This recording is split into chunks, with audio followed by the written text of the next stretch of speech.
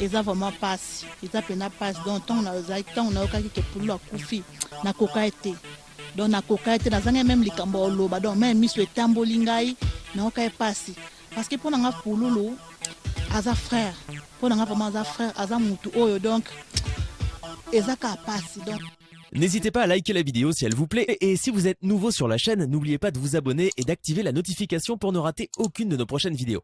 On commence. Mutu aza na droit ya mort, mutu aza na fungo la mort ezaka nzambe. Ya nango mutamoki tata mutamoki la sende ni sonza mabi okufa te tala ya nanga vraiment Charlie non divi de loin vraiment bambote sikoza vraiment. Mais tout bando la vie de loin kufa. Tout le monde sait bien que la vie de loin kufa lobby. Ozomona mais tala ya Charlie ti le lo azali. Et puis à bonne santé, Ozomona. N'hésitez pas à liker la vidéo si elle vous plaît et si vous êtes nouveau sur la chaîne, n'oubliez pas de vous abonner et d'activer la notification pour ne rater aucune de nos prochaines vidéos. On commence. Pour ne s'abonner, c'est facile. Mais tout est bakaka kadiboku yae. Ngai dobi ka place ba mesonika abonner, s'abonner. Ba fanatique papa maswako ba tout balingaka ngai bokende ko s'abonner.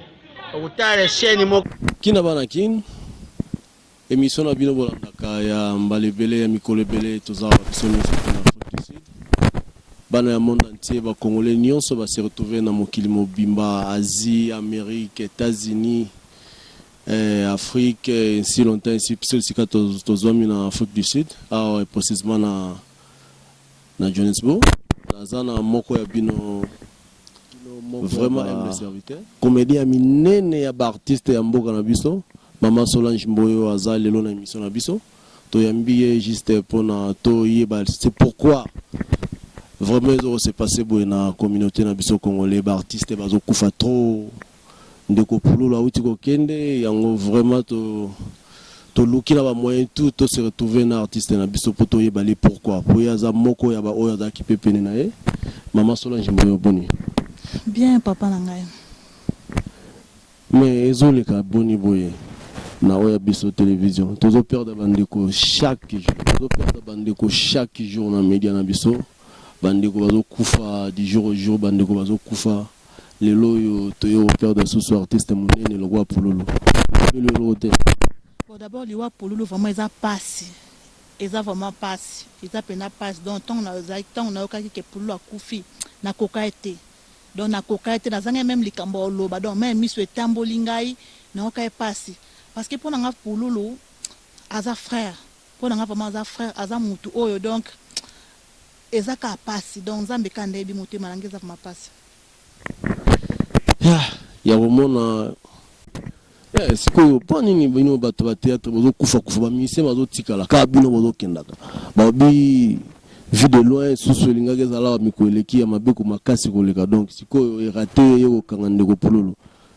Qu'est-ce qui s'est passé? Bon, au moni liwa ezaka na théâtre, liwa ezala partout. Au moni sika jeunesse ezala makasi mama bepe ya kebele surtout so batu ba vie de prière té. Donc surtout so pe batu bazana vie de prière té eza pas so mona. Batu on sait pas comment quand so azana kisi ndia ko évoluer. Or so pose pe na nzambe ko évoluer no kama makasi so mona. Donc so batu ba otambola bien té. Il faut que mama bepe sa nini ezala.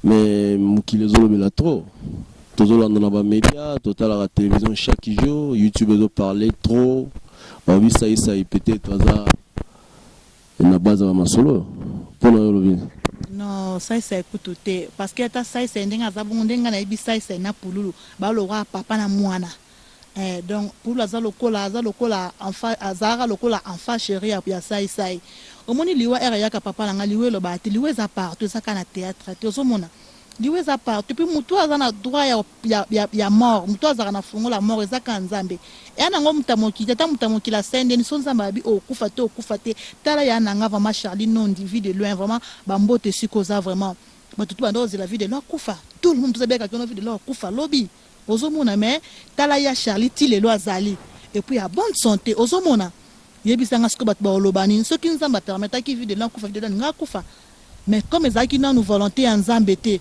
yanga moni vie de le aza bonne santé vie de le aza bon moy ozomona ko kufa Pululu ezango théâtre tezaka nzambe donc nzambe mta permettre pour la kufa puis nzambe emoka muto ayebi parler biso un peu ya Pululu po Vous avez qui moko ya proche na yo passer ba temps trop na carrière na yo pembeni ya Pululu. Mais quand un peu le solo parcours na yo na azaki vraiment mutu malamu. Qu'est-ce qui s'est passé? Bon, Pululu azaki garçon mo bien.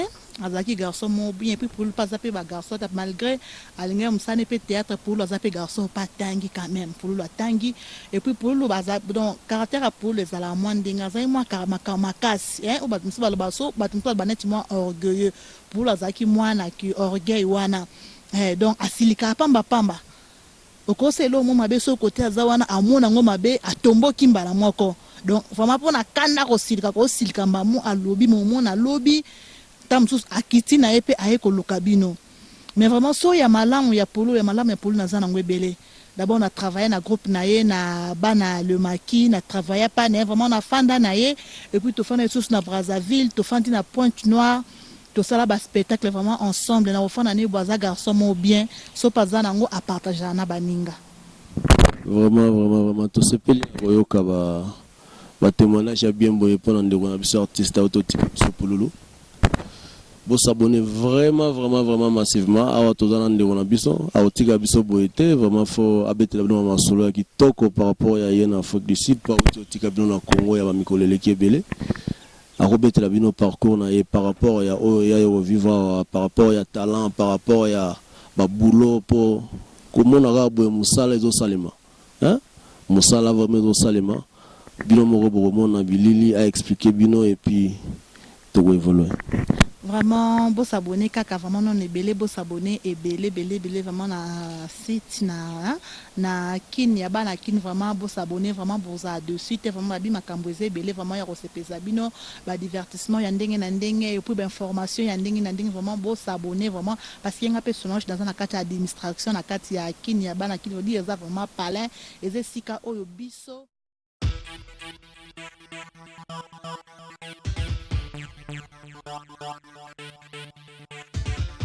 Thank you.